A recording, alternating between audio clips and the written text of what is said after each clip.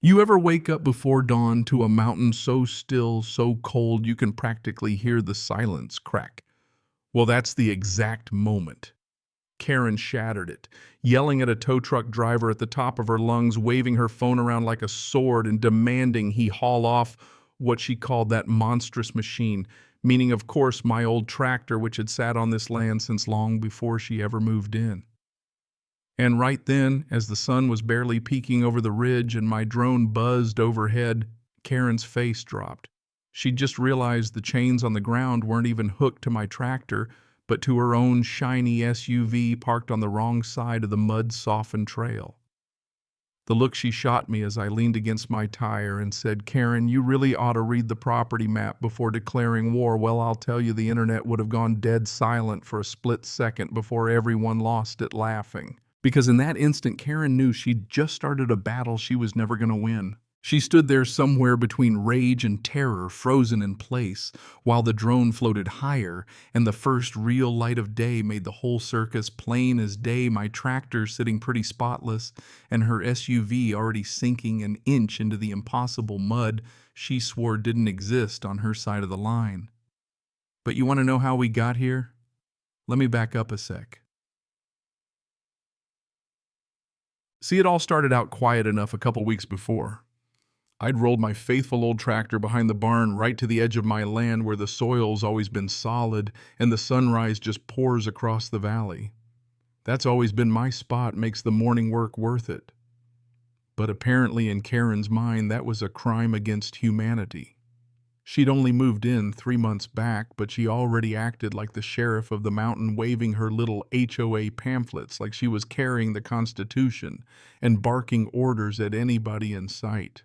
First time she showed up, she came strutting down my gravel drive with her sunglasses pushed up on her head like she was taping off a crime scene.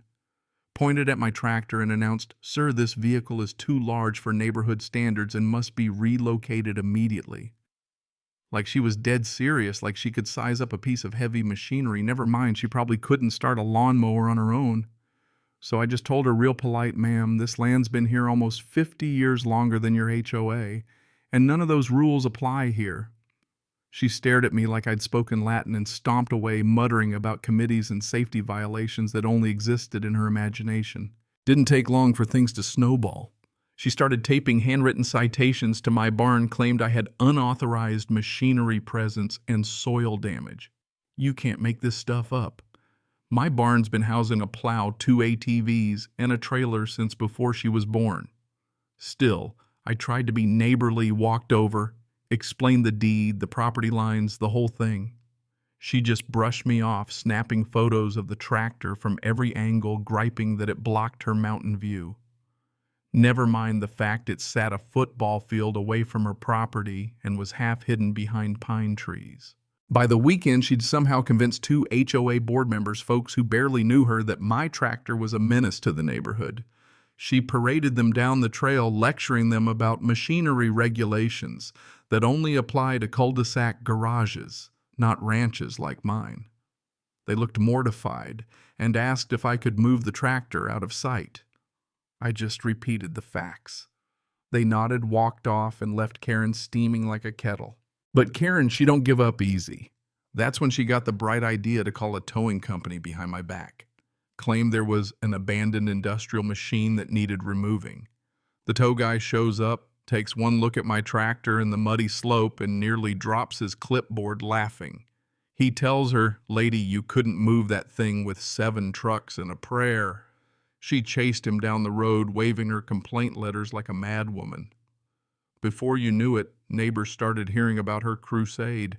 Seems she was determined to declare war on anything bigger than a kid's bike. She tried everything. Noise complaints, wildlife complaints, said my tractor growled menacingly at night and drew coyotes closer to her dog. I swear that thing hadn't been started in a week, and the coyotes have lived here a whole lot longer than either of us.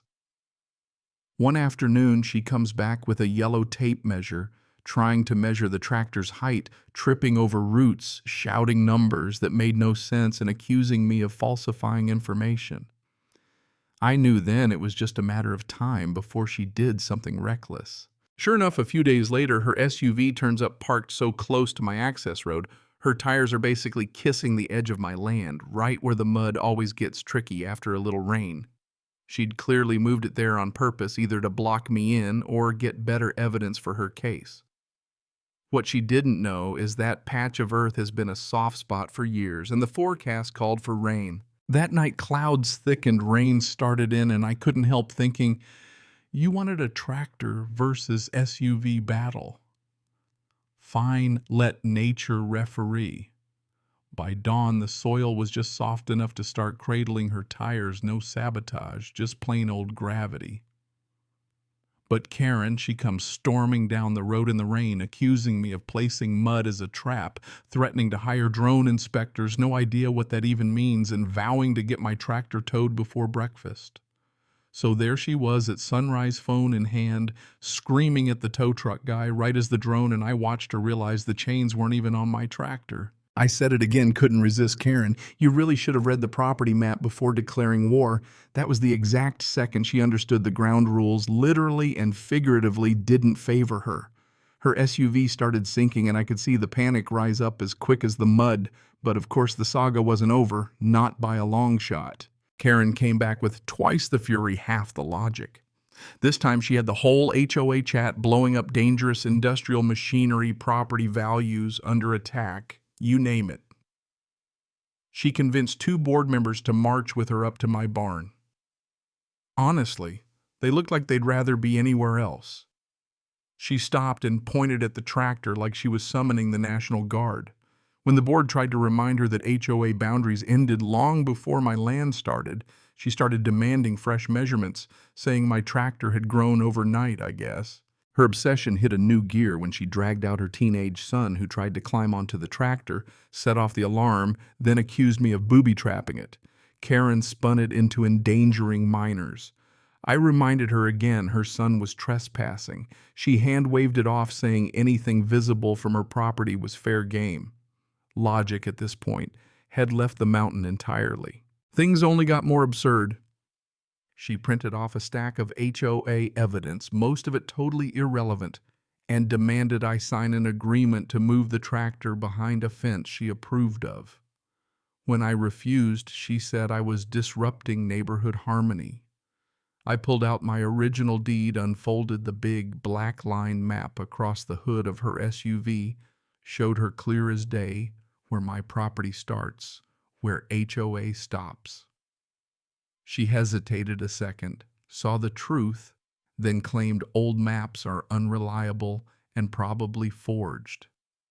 The board members checked for themselves. Yep, it was all legitimate on file with the county. They told her to respect property lines.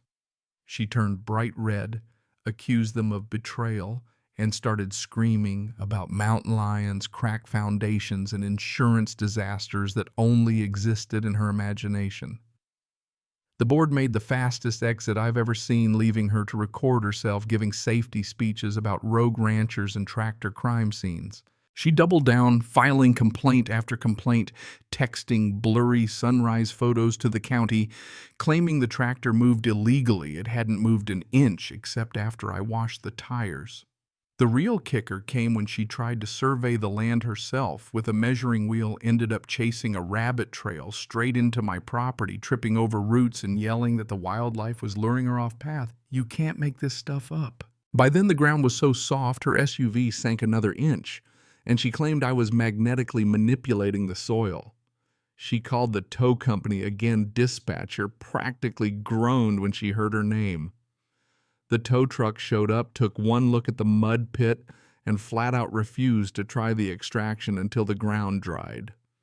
Karen alternated between sobbing, screaming, and accusing me of orchestrating the weather. Finally, when the storm passed and the sun started drying the ridge, I offered one last time to help pull her SUV out nice and easy. She accused me of staging the whole thing to look like a hero.